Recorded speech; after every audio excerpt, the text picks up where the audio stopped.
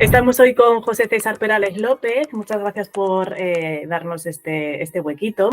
José César es catedrático en Psicología en la Universidad de Granada, en el Departamento de Psicología Experimental. Es coordinador del Máster Universitario en Neurociencia Cognitiva y del Comportamiento y es un experto en adicciones comportamentales, especialmente en juegos de azar, y es un poco eso lo que nos ha llevado a contar con tu voz, con tu experiencia, con tu investigación, porque creíamos que era muy importante abordar este tema que preocupa tanto, sobre todo a las familias, pues con una persona de tu nivel de conocimiento como eres tú, José César. Así que lo primero, muchísimas gracias por hacernos este huequito.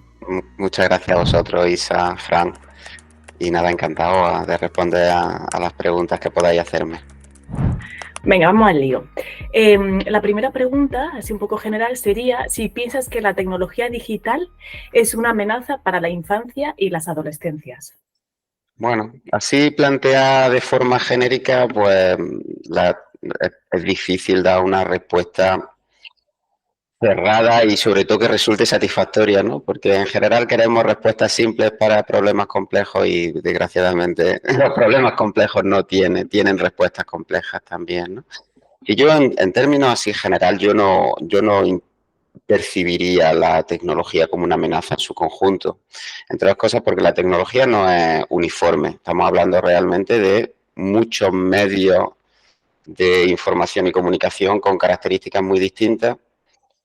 Y en todo caso, lo que podría ser un problema en algunas circunstancias son los contenidos y las actividades que se realizan a través de esos medios. En términos muy genéricos, yo creo que existe un nivel de alarma probablemente desproporcionado. Es decir, cuando se han hecho estudios genéricos sobre relación entre uso de nuevas tecnologías, que ya ni siquiera son nuevas para empezar, y bienestar emocional, bienestar psicológico, lo que se ha encontrado es que los efectos son bastante sutiles y bastante heterogéneos. Lo cual quiere decir que tendríamos que empezar a hablar no de la tecnología como un problema, sino de los usos específicos o de los posibles problemas que se deriven de los usos específicos que se hacen de tecnologías específicas. Yo sé que esta es una respuesta poco satisfactoria, pero realmente si las preguntas se plantean de forma genérica y no entramos en los detalles, pues las respuestas también tienden a ser genéricas y poco satisfactorias, me temo. Claro, nosotros, José César, queríamos contar contigo porque es ideal poder contar con una persona que pueda hablar desde un lugar de conocimiento profundo, ¿no? A veces yo tengo la sensación de que muchas veces se habla desde un conocimiento no tan profundo. Me refiero más al conocimiento científico, al conocimiento basado en evidencia, en pruebas, ¿no?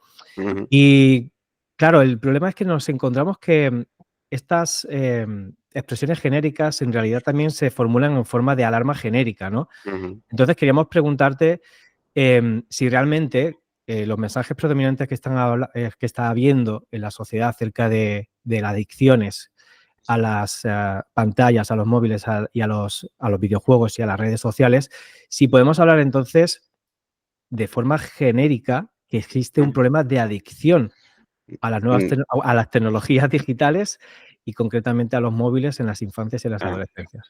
En todo caso, podríamos hablar de adicciones a actividades concretas que se realizan a través de esos medios, ¿no? Entonces, por ejemplo, la adicción al juego de azar, el trastorno por juego de azar, se da fuera de Internet y se da dentro de Internet. Es verdad que el juego de azar online tiene unas características que lo hacen particularmente peligroso.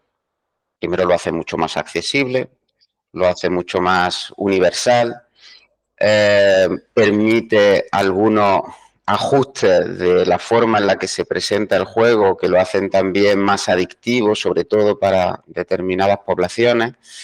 Entonces, por ejemplo, en el caso del juego de azar, la irrupción de Internet sí ha cambiado bastante el panorama, ¿no?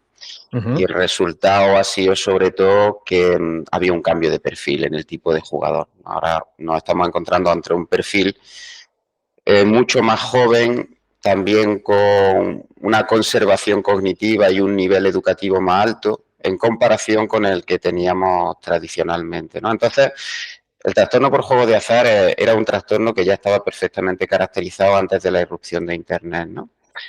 De las nuevas adicciones que se supone que han llegado con Internet y que no existían antes de, digamos, de la generalización de la red, pues a día de hoy el único trastorno que está categorizado como tal, con todos los problemas que tienen las categorías diagnósticas, es el trastorno por uso de videojuegos. Y de hecho sigue habiendo mucha polémica sobre si el trastorno por uso de videojuegos realmente es un trastorno adictivo o no.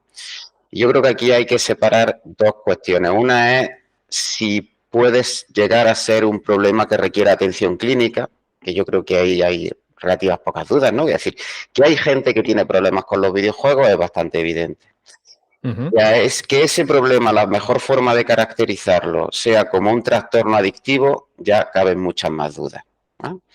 Y luego todo el resto de nuevas adicciones, pues la adicción a las redes sociales, la adicción a la pornografía, la adicción, las supuestas adicciones, realmente hay mucha más evidencia, mucha menos evidencia, hay mucho menos acuerdo y sí que hay una cierta, desde mi punto de vista, sí que a día de hoy la evidencia apunta en el sentido de que quizás los problemas con el uso de esas actividades, la mejor forma de caracterizarlo no sea como adicción.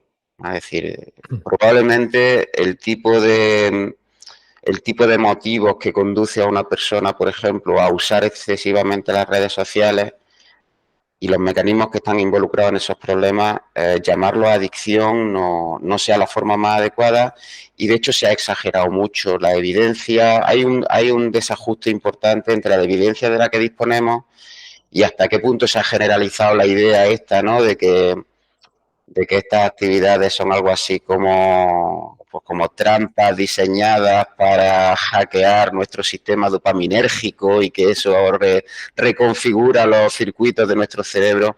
Ahí hay mucha palabrería disfrazada de ciencia que realmente luego no soporta un escrutinio un poquito más cuidadoso. Eso que dices lo he podido corroborar en leyendo el libro de Pete Etchells, que tú lo recomendabas, el nuevo que van a sacar, pero yo leí el de Lost in a Good Game. Claro, cuando lees trabajos como el de Pete Etchells y lo miras a fondo, una persona que lo ha mirado con rigurosidad y personas que también han hecho lo mismo que Pete Etchells, resulta que luego hay menos evidencias científicas que la que sí que encontramos que se suele divulgar en muchos libros de divulgación sobre el tema, en muchas charlas, en muchas videoconferencias, en muchos congresos, ¿no? Realmente genera bastante crispación que cuando vamos a la base no existe tal evidencia tan contundente como luego se divulga. Por eso nosotros queríamos que era fundamental tener esta conversación contigo. Pues sí, ahí es que realmente se mezclan muchas cuestiones y parte de ellas son cuestiones sociales. Yo por una parte veo que el enorme éxito que ha tenido la neurociencia en los últimos años ha sido también un poco su condena, ¿no? Porque la popularidad de ciertas hipótesis, que eran hipótesis en el campo científico, pues ha hecho que se simplifiquen explicaciones que son complejas, es decir, se simplifiquen explicaciones que realmente, cuando te vas a los mecanismos involucrados, requieren un nivel de comprensión de los circuitos que tienen un papel en esas conductas que normalmente se pierden. Los matices se pierden cuando se populariza la neurociencia, ¿no? Entonces ahí yo creo que los propios científicos tenemos un problema a la hora de expresar la complejidad de nuestro campo de estudio. Y esa popularización de la adicción a la dopamina y de que todas las nuevas tecnologías son poco menos que trampas para nuestro cerebro, ¿no? Pues ha sido una de las consecuencias negativas de esa forma de divulgar un poco excesivamente simple. Y luego yo creo que tenemos una dinámica social que no solo afecta a las nuevas tecnologías, que tiene que ver con la relación entre generaciones, ¿no?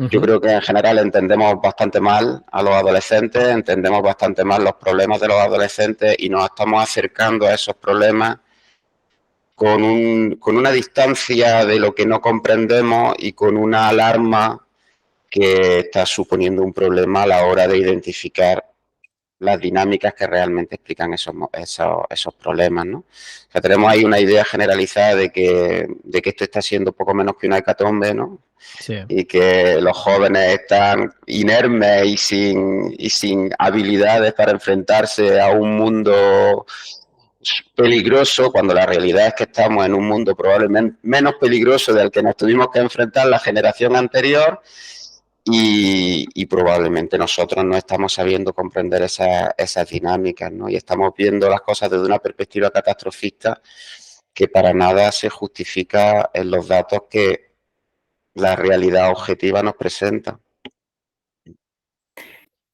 Esto sería un poco el resumen, ¿no, Fran, del libro que escribí, que es, sí, que es esto, ¿no? Este adultismo que venimos reproduciendo con específicamente a la gente joven, ¿no? Esta juvenofobia, pero que ahora parece que se ha juntado con la tecnofobia y con la neofobia, ¿no? Entonces tenemos un cóctel en el que no entendemos absolutamente nada del mundo adolescente, pero además todo lo que le rodea, y ponemos ahí lo tech, ¿no? Como si la gente más adulta no estuviéramos pegadas a un móvil, y nos sale ahí como todos los juicios como al triple, ¿no? Que quizá en otras generaciones. Por eso qué importante lo que dices, porque la verdad que yo lo he hecho mucho de menos, ¿no? En espacios en los que, bueno, pues supuestos expertos de la salud y expertas hablamos sobre las adolescencias o sobre las nuevas generaciones. Yo quería preguntarte cómo, yo sé que es complejo, ¿no? Has dicho que tiene muchas aristas. ¿Cómo podríamos trasladar, por ejemplo, a familias que ahora mismo no paran de leer estos titulares, ¿cómo podríamos explicarles o trasladarles? Hay algo que has comentado que yo me preguntaba, ¿no? Que decías como los motivos que llevan a consumirlo son otros. O sea, esto que estáis investigando, que tú hablas que es complejo, que de alguna manera dinamita esos titulares que tienen a las familias panicadas, ¿no? Que a mí también me tiene como muy, bueno, me llama mucho la atención, ¿no? Continuamente andar panicando a las familias que hay detrás de eso. Así de manera sencilla, divulgatoria, ¿de qué os habéis dado cuenta en las investigaciones y cómo lo podríamos un poco como compartir? Vale. Bueno, respecto del posible uso adictivo, ¿no? Que es donde yo realmente puedo hablar con un poquito más de conocimiento, ¿no? Estamos, digamos, utilizando la etiqueta de adicción para definir problemas que tienen que ver con una parte de la vida de los adolescentes y de los jóvenes que se nos queda un poco oculta, pero que para ellos es parte de su vida. O sea, lo primero que tenemos que entender es que parte de la vida a día de hoy se desarrolla en las redes y que hay problemas con las actividades que realizamos en las redes de la misma manera que puede haber problemas con las actividades que realizamos fuera de las redes, ¿no? Entonces, realmente, la razón por la que algunas veces recurrimos de forma abusiva a actividades dentro de la red tiene mucho que ver por las razones por las que hacemos de forma abusiva o nos obsesionamos, por así decirlo, o acaban cogiendo una importancia desmesurada a actividades que también antes daban problemas fuera de las redes. ¿Qué ocurre? Que en gran medida no podemos llegar a refugiarnos en actividades que nos dan pues aquellas recompensas o aquellas soluciones que no encontramos fuera. Es decir, nuestra vida se puede desequilibrar por muchos frentes, ¿no? Entonces, por ejemplo, una persona que hace un uso excesivo de las redes sociales o una persona que hace un uso excesivo de los videojuegos, probablemente simplemente esté encontrando en esas actividades fuentes de recompensa o está utilizando esas actividades como forma para compensar metas vitales importantes que no puede encontrar a través de otras vías que podrían ser quizá más saludables o que nos podrían despertar un menor nivel de alarma. Entonces, ese uso compensatorio de las actividades online o ese uso de las actividades online como refugio o incluso como herramientas de regulación emocional, como forma de protegerse de determinadas amenazas que te encuentras en otros contextos, ¿no? Pues puede llegar a ser problemático y puede llegar a hacer que tú hagas una actividad de forma excesiva, de forma abusiva. Ese desequilibrio entre distintas facetas de nuestra vida es lo que al final acaba teniendo un impacto negativo sobre tu vida. La medida en que te dedicas demasiado a una actividad y desatiendes a otra, pues esas otras actividades que cumplen una función importante en tu vida, si se ven desatendidas, pueden acabar provocando, por cierto, desequilibrio de todo lo que es el sistema de tu comportamiento, ¿no? Y visto desde fuera, puede ver que es que tú simplemente haces algo mucho, que tú simplemente haces algo en exceso, y eso, llamar a algo que haces en exceso adicción, es muy fácil, porque inmediatamente te quita la responsabilidad que tú como padre, que tú como profesor o como madre o como profesora puedas tener ahí en esa situación, ¿no? Es decir, no es que los dispositivos son adictivos. El dispositivo en sí probablemente no sea el problema. Es decir, el dispositivo quizá lo que te hace es el acceso a ciertas actividades particularmente fácil, particularmente inmediato. Entonces, refugiarte ahí cuando otras facetas de tu vida a lo mejor no te están dando las satisfacciones que deberían, pues es relativamente sencillo, ¿no? Es decir, la disponibilidad y la accesibilidad de las actividades online sí que puede ser un factor de riesgo a la hora de recurrir a esas actividades como actividades sustitutorias, como actividades compensatorias, ¿no? Pero no hay ningún mecanismo diferencial en esas actividades respecto a otras actividades con las que puedas tener problemas. Y pensar que el problema está en la capacidad adictiva del dispositivo, yo creo que es no entender prácticamente nada. Y cuando no entendemos las causas, tampoco podemos aportar soluciones. Entonces yo creo que la vía va por entender realmente las dinámicas comportamentales que explican por qué acabamos recurriendo a esas actividades y no a otras que pudieran darnos una vida más equilibrada y más feliz, ¿no? Has dicho algo que a mí me ha resultado muy llamativo, José César, ¿no? Lo de hacer algo mucho, de forma incluso obsesiva, y que da lugar a, pues, a una inestabilidad. Pero es que yo tengo la sensación de que la adolescencia inevitablemente, por ejemplo, tiene que pasar por ahí, por hacer algo mucho de forma obsesiva, y que se producen desequilibrios en tu vida, puesto que no es una etapa en la que vamos a alcanzar una estabilidad personal, una personalidad sólida, y es la etapa de experimentación. Por ejemplo, Jordan Shapiro habla en su libro de New Childhood que ellos no están distraídos ni están enganchados, están absolutamente concentrados en la práctica de actividades que van a conformar lo que va a ser su vida adulta y la economía en la que van a participar a nivel internacional después cuando sean personas adultas, ¿no? Entonces, creo que eso que has dicho, ¿no? De que realmente no entendemos la adolescencia ni cómo la chavalería se relaciona en sus entornos con las personas que forman parte de su ciclo y con aquellas actividades que forman parte de su desarrollo, pues al final da una falta de interpretación bastante importante y una alarma generalizada. A nivel de, porque esto también se habla mucho, de daños generalizados, ¿no? Daños generalizados que están ocurriendo en la capacidad de atención en los niños, en los adolescentes, daños perceptivos, neurocognitivos, etcétera. ¿Hay algún tipo de consenso, José César, a nivel científico, de algún tipo de daño que se pueda, digamos, hablar con propiedad? Consenso de psicología no hay, ni allá ni en ningún otro sitio, ¿no? Es decir, no somos una ciencia que está sometida siempre a, digamos, a cierto nivel de desacuerdo, ¿no? Y ese desacuerdo no es necesariamente malo, ¿no?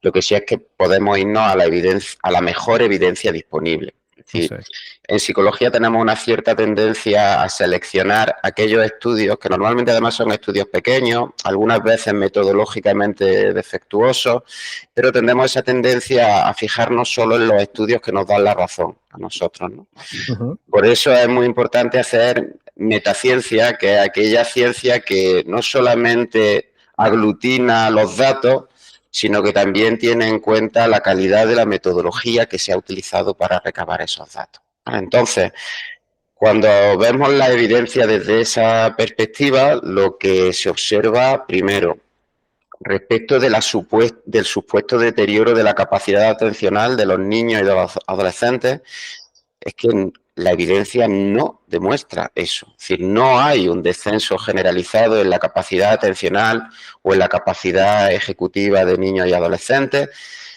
Los pocos estudios longitudinales a gran escala que se han podido hacer, si acaso, demuestran una ligera mejoría, aunque sería también muy ligera y que tampoco es lo suficientemente sólida como para como para decir que ahí hay algo estable, pero lo que está claro es que no demuestra que haya habido un deterioro de la capacidad atencional de los niños y adolescentes si comparamos a los niños y adolescentes de hoy con los de hace 10 años, con los de hace 20 años, con los de hace 30 años. ¿Vale? El problema es que nosotros juzgamos las capacidades de los niños desde la perspectiva sesgada de nuestra memoria de cómo éramos nosotros cuando teníamos su edad. El problema es que la memoria es muy mala consejera porque realmente ni éramos tan estables, ni estábamos en un entorno tan seguro, ni prestábamos tanta atención, ni éramos tan buenos estudiantes, ni teníamos tanta cultura. Es decir, más bien lo contrario, es decir, no, ni hay evidencia de un deterioro educativo generalizado, ni hay evidencia de un deterioro atencional generalizado. Lo que sí hay evidencia de que los adultos tenemos una perspectiva del pasado que está naturalmente sesgada por la edad que tenemos ahora y por una serie de reconstrucciones que son muy bien conocidas en la psicología de la memoria, ¿no? Entonces estamos viendo la juventud desde nuestra perspectiva como adultos y estamos comparando a los niños y los jóvenes de hoy con los niños y los jóvenes que nosotros creemos que éramos y que probablemente se corresponde muy poco con la realidad, ¿no? Entonces eso por una parte. Y luego está la evidencia que hay sobre relación entre uso de nuevas tecnologías. Repito que lo de nuevas tecnologías es un término que nos tendríamos que replantear ya por lo de nuevas, ¿no? Entre uso de tecnologías de comunicación e información y bienestar, ¿no? Y también lo que se ve es que de haber algo es sutil y está sometido a factores mediadores y factores moduladores importantes, ¿no? Y que si no tenemos en cuenta esos factores probablemente no vamos a entender por qué. Pero en términos genéricos, la relación entre bienestar y uso de nuevas tecnologías es cercana a nula, ¿vale? Y ahí yo sí que me voy sobre todo al grupo de Cambridge, ¿no? De Amy Orben, de Pribdisky, de toda esta gente que está haciendo metaciencia sobre la relación entre uso de nuevas tecnologías y bienestar emocional, y lo que demuestran es que a grandes rasgos las relaciones son muy pequeñas, son muy sutiles y que no permiten desde luego la alarma que hay al respecto. Lo cual no quiere decir que luego no tengamos que entender los riesgos, que también lo hay, ¿no? Pero tenemos que ir al mecanismo del riesgo, no a la alarma generalizada y probablemente injustificada. Pues qué fuerte esto que dices, ¿no? Porque es como un choque de realidad brutal respecto a todo que se está divulgando, sobre todo en los últimos meses, en todo sitio.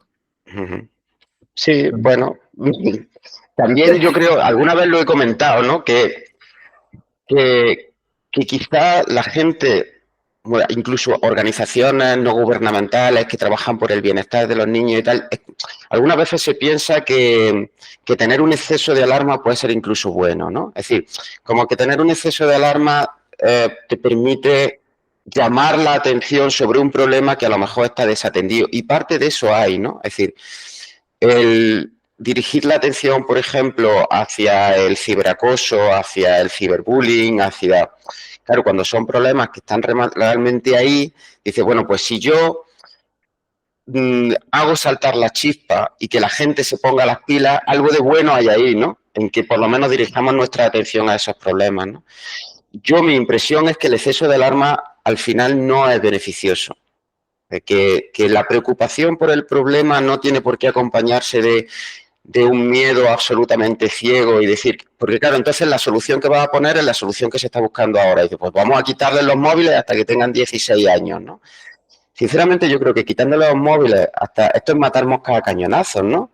Porque a un chaval, a una chavala que hace parte de su vida online y que parte de la socialización normal se hace a través del móvil y a través de internet, si le cortas esa vía de socialización, yo difícilmente veo que le esté haciendo un favor. Sí es verdad que probablemente le está ahorrando ciertos riesgos, pero con ahorrarle esos riesgos también le está robando el acceso a una vía de contacto con sus iguales y con actividades que son importantes para ellos, y al final yo creo que, como se dice en inglés, ¿no? Estamos tirando al niño con el agua del baño.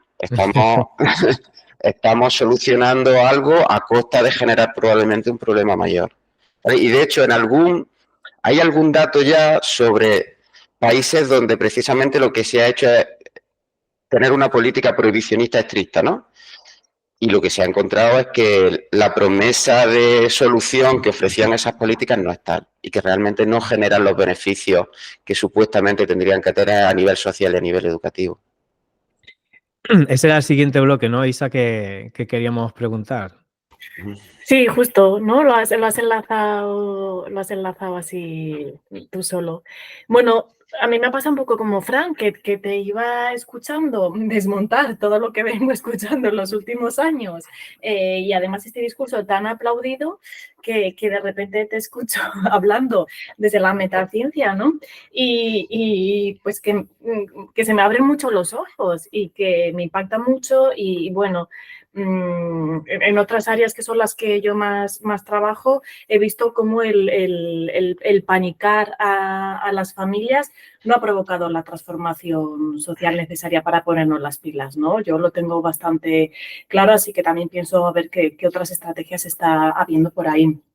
José César, el bloque que venía ahora era un poco esto, ¿no? Pues, ¿qué opinas de cómo se está prohibiendo el uso del móvil en los centros educativos, este debate que está habiendo en torno a los 16? ¿Qué soluciones se te ocurrirían a ti? Bueno, si te apetece, en la línea de lo que ya venías comentando, queríamos saber un poquito tu opinión. Sí, bueno, respecto de la prohibición de los móviles en los centros educativos, lo primero es que no es nueva. Es decir, la mayoría de los centros educativos ya no permitían el uso del móvil dentro de las instalaciones. Y mira, a mí me parece una política hasta cierto punto sensata en tanto que no se esté haciendo un uso educativo del móvil. Quiero decir, que dentro del centro educativo, donde el niño o la niña está en un entorno seguro, donde si se le requiere se le puede comunicar con él y si los padres pueden comunicar con ellos cuando se... Realmente el uso del móvil dentro del centro no es estrictamente necesario y la mayoría de los centros ya no permitían el uso del móvil. O sea que esa medida de la prohibición del uso del móvil dentro de los centros ya estaba en vigor. Lo que pasa es que se permitía cierta autonomía al centro para decidir qué política establecía respecto del uso de los smartphones, ¿no?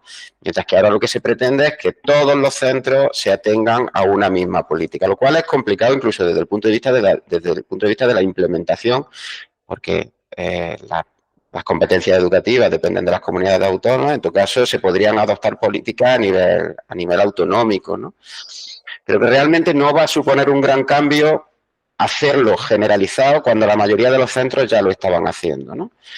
Entonces, esa es una medida que yo creo que puede tener sentido, al menos en algunos centros. No sé hasta qué punto tomarla de forma generalizada es lo más sensato o permitir la autonomía a los centros, era lo que había antes, era lo más sensato. No lo sé realmente qué es lo mejor, pero tampoco creo que vaya a suponer un gran cambio.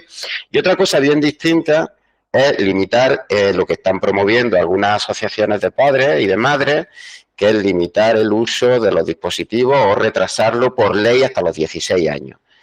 Ahí vamos, ahí vamos. Primero, eso no se puede hacer, quiere decir, es que hacer eso a nivel nacional es materialmente imposible. Establecer una normativa que limite a las familias la potestad de decidir cómo quieren educar a sus hijos y a sus hijas, me parece prácticamente imposible. Pero es que probablemente ni siquiera sea bueno. Como digo, una buena parte de nuestras vidas, tanto de los adultos y de las adultas como de la gente joven, se hace a través de dispositivos que están conectados a Internet. Yo creo que tiene mucho más sentido hablar de educación en el uso seguro y en el uso saludable y un uso adaptado a la edad del menor. Personalmente, que un niño o una niña de 9 años tenga un móvil es una buena idea. Pues a mí personalmente no se me ocurren muchas razones por las cuales un niño o una niña de 9 años o de 10 años deba tener un móvil, no lo sé. Conforme el niño o la niña van creciendo y van teniendo capacidad para regular el uso de esas tecnologías de forma segura, yo creo que lo mejor precisamente es en educar en ese uso seguro y dar el acceso que ese niño o esa niña está preparado o preparada para tener. Entonces, hay herramientas de seguridad, hay dispositivos de muchos tipos y lo que yo creo que es ideal es que las familias nos involucremos en el tipo de dispositivo que ponemos en las manos de un niño, una niña, un adolescente, de las aplicaciones que puede o no puede usar, de los filtros que podemos o no podemos poner en ese dispositivo para que se pueda tener acceso o no a según qué sitio, y que graduemos el uso en función de el conocimiento que nosotros tenemos del nivel de maduración y de la capacidad que tenga ese niño o esa niña para hacer uso de esa tecnología. Me parece que ese proceso es una oportunidad para educar, que las familias tenemos esa responsabilidad y que, lógicamente, el problema que aquí nos encontramos es que estamos un poco pidiendo pera al olmo, ¿no? Es decir, que estamos pidiendo a ciertas familias que regulen o aprendan a su hijo a dar acceso a su hijo y a su hija a esas tecnologías cuando probablemente ellos mismos no tienen esa capacidad o no tienen ese conocimiento o no tienen esa formación, ¿no? Pero que la alternativa a eso es cortar por lo sano para todo el mundo, pues no me parece, de nuevo, no me parece una solución. Entonces yo creo que aquí lo que tenemos es que dar más formación, dar la responsabilidad a las familias para que eduquen en el uso de esos dispositivos y probablemente los centros educativos y los dispositivos sociales también tendrían que involucrarse en que las familias dispongan de esos recursos y de ese conocimiento necesario para que los niños y las niñas hagan uso y los adolescentes y las adolescentes hagan uso de esas tecnologías en la medida en que van adquiriendo la madurez necesaria. Cortar para todo el mundo, es decir, todo el mundo hasta los 16 sí, y a partir de, perdón, hasta los 16 no, y a partir de los 16 sí, pues entonces lo que nos íbamos a encontrar es que a partir de los 16 ya carta blanca, pero hasta ahí no me parece que sea la mejor forma de abordar un problema y me parece que ponerle puerta al campo y que en todo caso iba a ser prácticamente imposible de abordar el problema desde esa perspectiva. Pues creo que la última pregunta que queríamos hacerte prácticamente la has contestado ya, porque te íbamos a preguntar cuál era la postura más adecuada respecto a introducir la tecnología digital en la infancia y la adolescencia, pero vaya, creo que prácticamente queda contestado con lo que has dicho. Sí, hombre, desde luego yo no estoy a favor de un uso totalmente ilimitado a cualquier edad, es decir, de darle un dispositivo con conectividad y con acceso a cualquier tipo de aplicación a un niño o una niña de 8, 9, 10 años, ¿no?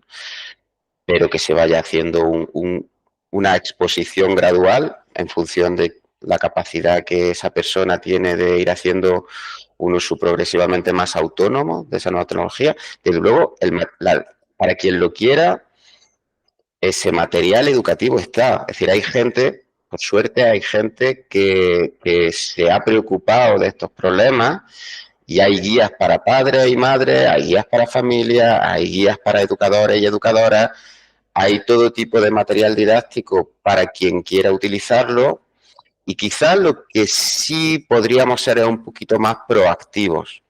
O sea, es decir, tampoco dejarle el marrón a la familia. Es decir, mira, ahí tienes a tu hijo, a tu hija, ahí tienes el móvil y ya tú apáñatelas para buscar recursos, ¿no? Quizás sí que tendría que haber una política más proactiva por parte de las administraciones, por parte del sistema educativo, para dotar a los padres y a las madres de esas herramientas, ¿no? Quizás estamos dejando a las familias un poco solas, eso también lo reconozco, ¿no? Y quizás la razón por la cual se esté sobre reaccionando es porque las familias se ven un poco abrumadas por una responsabilidad que no saben o que no sabemos, ¿vale? Porque yo me incluyo también en ese grupo, ¿no? De que no sabemos cómo afrontar, ¿no? Entonces quizá ahí sí que podríamos ser un poquito más activos a la hora de involucrar a la familia en algo que probablemente sea la única solución realista que tenemos para un problema, entre comillas, ¿no? Es decir, para una situación que requiere de nuestra involucración activa. Pues brutal. No sé, yo creo que Isa queda prácticamente todo abordado, ¿no? No sé si hay alguna cosa Sí, que quieras. claro. A mí me gustaría mucho pues que este mensaje llegara, ¿no? Que este mensaje que está tan alejado de la inmovilización, del pánico, porque, ¿no? Decías, José César, hay que favorecer a las familias, pues igual esta pedagogía tecnológica digital, acercar estas herramientas y pareciera que en vez de hacer esto, lo que se hace es lanzar estos titulares sin mucha base científica y todo lo contrario, ¿no? Entonces, como que bueno, yo a veces trabajo mucho con adolescentes, pero a veces también con familias y agradecen mucho pues que no tenga un tono destructor, alarmista, todo está peor que antes, que ya sabemos que es mentira, ¿no? Entonces, claro, a mí me encantaría de frases que has dicho o si te apetece añadir como alguna cosa más, pues que como poder hacer titulares desde tu mirada científica para acercarlos a las familias, para de alguna manera como dotarles de esa agencia que ya tienen, pero que parece que nos la están quitando, ¿no? Como, no, lo que se puede hacer, pues parece que ahora todo está yendo por la abolición, que además ya sabemos que es mentira, ya hablábamos antes de las características de la chavalería, y no chavalería, yo no soy adolescente, pero si me dicen por ahí, ¿no? Me va a salir, ¿no? Me va a salir eso de, o sea, no depende cómo seamos. Entonces, claro, eso, ¿no? Como si hay algún mensaje más final que te apeteciera como trasladar a familias, agentes educativos, ¿no? Pero en la línea de, oye, tranquilidad con esta alarma que parece que estamos perdiendo las capacidades cognitivas de las nuevas generaciones, no sé si hay algo más que, porque me parece tan valioso escuchar esto que estamos escuchando. Yo simplemente, un poco el mensaje así clave que a mí me gustaría, es un mensaje un poco de moderación, ¿no? Es decir, cada generación tiene sus retos y cada generación tiene sus dificultades, pero hay algo que es muy evidente y que en general los adolescentes de hoy en día están creciendo en un entorno mucho más seguro que el nuestro, que en el que crecimos nosotros. Yo cumplo 50 años ahora, lo cual quiere decir que a mí me tocaron de lleno los 80, en un entorno social complicado, que Fran conoce muy bien porque el mismo, el suyo y el mío eran el mismo, ¿no? Yo soy un poquito más mayor que él, pero básicamente vivimos la misma situación social, ¿no? Los riesgos que había en la calle por aquel entonces eran riesgos muy serios y sobre todo que afectaban de forma muy directa a tu seguridad, a tu salud. Había unas tasas de criminalidad muy altas, había unas tasas de consumo de drogas muy altos, había un consumo de alcohol absolutamente normalizado desde edades muy tempranas del que ya no nos acordamos, ¿no? Pero en mi pueblo los chavales entraban al bar a beber alcohol con 12, 13 años de forma totalmente normalizada, ¿no? Ahora, todas las conductas de riesgo vinculadas al consumo de drogas, a la sexualidad, casi todas las conductas de riesgo han ido disminuyendo a lo largo de los años. Y ahora mismo los niños adolescentes están creciendo en un entorno más seguro que el nuestro en términos objetivos. Es cierto que hay riesgos que entonces no estaban, y parte de esos riesgos, porque simplemente la Internet se ha acabado imponiendo como parte de nuestras vidas, parte de esos riesgos están vinculados al uso de Internet y de las tecnologías de la información y la comunicación. Por cual es lógico, ¿no?, que los chavales ahora y las chavalas se estén enfrentando a riesgos que son para nosotros son nuevos porque son distintos de los que nos tuvimos que enfrentar nosotros. No son ni peores ni mejores. Por tanto, vamos a quitarnos el pánico. No se está yendo el mundo al infierno, pero sí hay cosas a las que tenemos que atender, ¿no? Estamos viendo, por ejemplo, que se está abriendo, por ejemplo, cierta brecha entre chicos y chicas en lo que se refiere a cuestiones de género, ¿no? Sí, las chicas han progresado enormemente en lo que se refiere a la conciencia de la igualdad, de la necesidad de trabajar en pos de la igualdad de género, y parece que los chicos no están cambiando sus actitudes a la misma velocidad, lo cual quiere decir que la diferencia entre chicos y chicas en términos de conciencia de la importancia de la igualdad de género se está, en vez de estar empequeñeciéndose, se está agrandando, ¿no? pues probablemente ahí tengamos un elemento. Ahí las redes pueden haber tenido algo que ver, pues pueden haber tenido algo que ver. Ahí puede haber mecanismos de polarización, puede haber mecanismos de polarización. Por tanto, sin tampoco levantar un pánico absolutamente injustificado, porque lo cierto es que la media progresa hacia adelante, aunque se haya abierto una cierta brecha entre chicos y chicas bastante jóvenes, pues probablemente ahí haya un punto en el que haya que trabajar de forma específica y ignorar que eso tiene algo que ver con el uso de las redes, pues probablemente se está perdiéndose un elemento importante del cóctel, ¿no? Así que yo creo que es por ahí más bien por donde tenemos que tirar, ¿no? Tenemos que ir tirando por las cuestiones, por las cuestiones específicas vinculadas a los problemas y a los retos a los que se enfrentan los y las adolescentes de hoy en día.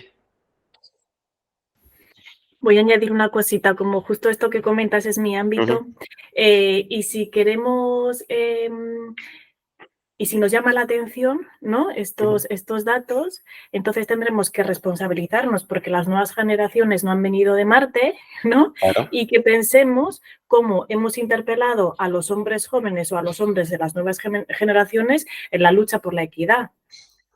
¿No? Como lo estábamos haciendo hace 15 años, donde el feminismo aún no había llegado hasta donde ha llegado, ¿no? Porque las nuevas generaciones han nacido en una sociedad donde, bueno, pues aquí 50, 40, ¿no? Estamos un poco ahí. Ahora el feminismo, tú pones la tele y durante meses, todo el rato, había información política en este país que ponían la palabra feminista, ¿no? Y parece que seguimos haciéndolo como lo hacíamos hace 15 años, ¿no? Entonces creo que también aquí, cuando haya estos datos que nos llaman la atención, que bueno, yo lo que veo en las aulas es que cuando rascas un poquito ese rechazo al feminismo, si es que es un poco, es como que están entendiendo las nuevas generaciones qué es el feminismo, ¿no? Porque luego en las prácticas hay aceptación total, ¿no? Pero, ¿no? Como de boquilla, ahora es más progre o más punky decir yo no apoyo al feminismo, claro, porque el feminismo ya está en las instituciones, ¿no? Entonces, desde esta actualidad, como los educadores, por ejemplo, que trabajamos o acompañamos talleres de igualdad, no podemos seguir con las mismas estrategias que seguíamos con la chavalería de hace 15 años, porque, perdón, me hace el ruido, siempre pasan cosas, porque ha cambiado mucho y porque también está, como tú decías, ¿no? Pues esos vídeos virales que fomentan la polarización o los bulos en TikTok, y eso también lo podemos utilizar para darle la vuelta o meternos ahí, ¿no? Pero no quedarnos en si es que, ¿no? Es que los hombres jóvenes de las nuevas generaciones son mucho más machistas que antes. No, sí, Claro. totalmente. Claro, de hecho, claro, ¿no? hay un elemento ahí también, a la hora de definirse como feminista, yo creo que hay una cosa que los hombres jóvenes sí son mucho más conscientes que los hombres que somos un poquito más mayores, ¿no? Si antes te definías como feminista simplemente con simpatizar con los objetivos de la lucha feminista, ¿no? Ahora, ahí dicen hay muchos más, los hombres más jóvenes se palpan un poquito más la ropa, diciendo, oye, si es que yo soy consciente de que soy machista porque me he criado en una sociedad machista.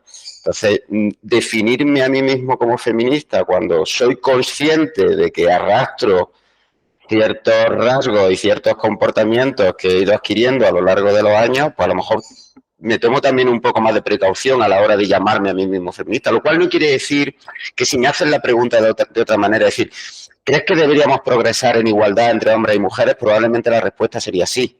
Pero si a ti directamente a un hombre joven le preguntas, oye, ¿tú eres feminista? Te diría, a lo mejor no tenía tan clara la respuesta a esa pregunta, ¿no? Muchas veces la forma en la que miden las actitudes, la pregunta que usas para medir las actitudes es súper importante a la hora de, porque no interpretamos, distintas generaciones no interpretamos la misma pregunta de la misma manera. Y yo creo que esas cosas no se están teniendo suficientemente en cuenta. Y luego, hablamos de riesgos, ¿no? Es verdad, hay ahí pues una serie de señores que están utilizando un poco esa tendencia de los adolescentes a ser contestatarios, y no es que ahora el feminismo es el establishment. Entonces, la forma de ser punky hoy en día, como tú decías, es rebelarme contra ese establishment, ¿no? Y hay gente que lógicamente, está intentando aprovechar eso en su propio beneficio. Pero no pensamos, por ejemplo, cuánta gente que ha estado tradicionalmente discriminada lo que está encontrando a través de las redes es apoyo emocional, reconocimiento. Es decir, yo pienso lo que era, vuelvo de nuevo al pueblo, Fran. Yo pienso en lo que era pertenecer a alguna minoría sexual o a alguna minoría de género en los años 80 y no tener absolutamente a nadie a quien poder decírselo ni con quien poder compartirlo, sentirte absolutamente un bicho raro porque tú pensabas que eras la única persona en el mundo con esa forma de ser y esa forma de sentirse, ¿no? A de repente encontrar un mundo entero donde esas personas pertenecientes a colectivos desfavorecidos o colectivos minoritarios se pueden encontrar, se pueden reconocer, se pueden apoyar mutuamente, ¿no? En el caso, por ejemplo, de las minorías sexuales y de género, hay muchos estudios que lo que están estudiando es la parte positiva de esa conexión, la parte positiva de encontrar asociaciones, colectivos, personas que son y sienten como tú y que te permiten autoafirmarte y que te permiten establecer una actitud positiva hacia tu forma de ser, hacia tu forma de expresar tu afecto y tu sexualidad o tu género, ¿no? Y claro, esa parte positiva que la solemos olvidar está ahí y ha hecho mucho por la visibilización y por que ciertas personas se acepten y se entiendan y se encuentren y se definan como lo que realmente son, ¿no? Y ahí había una explosión que al final acabó repercutiendo también en los jóvenes y en los adolescentes, ¿no? Porque hay ciertas cosas que hace, no te estoy diciendo 40 años, hace 10 años simplemente no las veía y ahora sin embargo las ves. O sea, la diversidad afectiva y sexual entre los jóvenes y adolescentes está en muchos contextos ya está prácticamente normalizada, ¿no? Todavía hay mucho que avanzar, ¿no? Pero si comparamos de la situación con de la que venimos, está claro que ahí las redes han tenido mucho que ver en ese movimiento en positivo, ¿no? Entonces vamos a fijarnos también en esa parte, no solo en la parte del impacto posible negativo, sino vamos a fijarnos también en la parte del impacto positivo que también está ahí.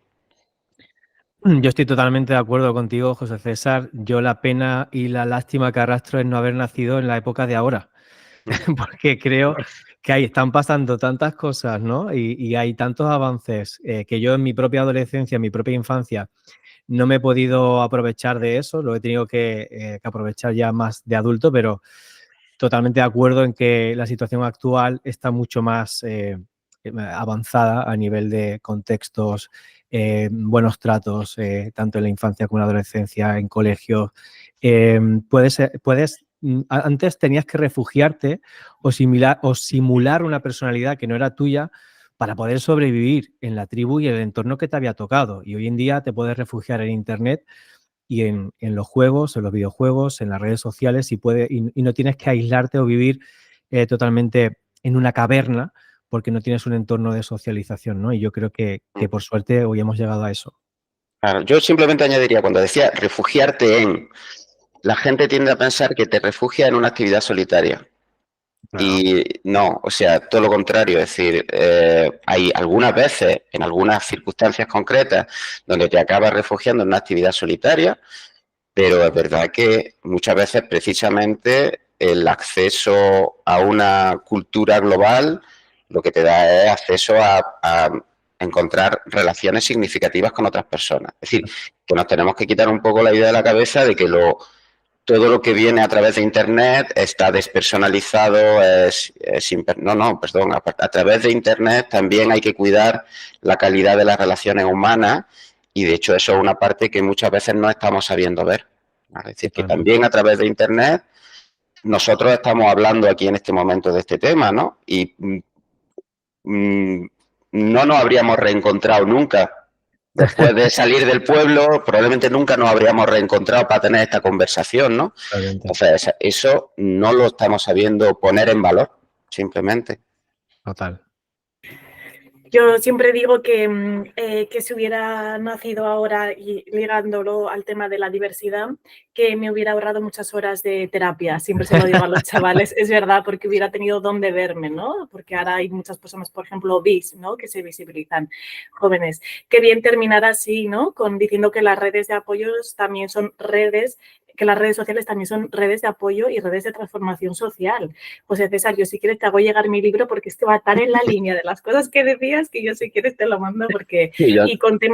Y con el tema de colectivo LGTBIQIA+, pero también, por ejemplo, con todo el tema del activismo de las personas gordas, con todo lo de la gordofobia, con enfermedades raras, con personas racializadas, ¿no? Yo veo cómo se organizan, cómo luchan en conjunto y cómo nos forman a profesionales, ¿no? Yo todo lo que sé de la gordofobia lo he aprendido gracias a activistas que crean contenido en redes, ¿no? Pero parece que, bueno, que siempre la investigación, pues, no, se ha puesto la mirada en la otra parte, ¿no? Y no en esta parte que, por eso muchas veces cuando a los adolescentes antiguamente, espero que esto haya sido antiguamente, se iba con el discurso de las redes sociales son malas, solo cuidados, peligros, por eso no entendían nada, ¿no? Y nos miraban con estas caras de, ¿qué dices? Si yo, ¿no? Si yo allí es la forma en la que también consigo todas estas cosas que me dan pues, muchísimo bienestar, muchísima sensación de pertenencia, ¿no? Pero bueno, qué bien terminar así. Qué gusto. Bueno, pues vamos a ponerlo de manifiesto y también vamos a atribuirnos la responsabilidad de educar en ese uso positivo, ¿no? En ese uso saludable y vamos un poco a acompañar ese proceso, ¿no? Más que yo creo que es mucho más valioso y probablemente sea mucho más eficaz acompañar en ese proceso que simplemente ponernos la venda delante del ojo y decir, pues no, nada, vamos a cortar por lo sano por el miedo que nos dan los riesgos, ¿no? Los riesgos están ahí, los riesgos hay que afrontarlos, pero de forma equilibrada. Ya está, eso es lo que... O sea que creo que en lo esencial estamos de acuerdo. Totalmente, totalmente. De hecho, hacemos un poquito trampa en esta entrevista porque sabíamos que nos íbamos a entender perfectamente, pero aparte es que era súper necesario tener esta conversación y darle acceso a través del libro y a través de pues, la entrevista ampliada que pueda ver la gente en nuestros canales, ¿no? Para que, bueno, pues ofrecemos una mirada también distinta a la mainstream y que la gente pueda también ampliar un poco el foco. Pues yo creo que nos despedimos ahora, pero, o sea, detenemos la grabación ahora, José César, y nos despedimos fuera de cámara como es debido. Muy bien. Pues nada, un abrazo. Igualmente. Muchísimas gracias.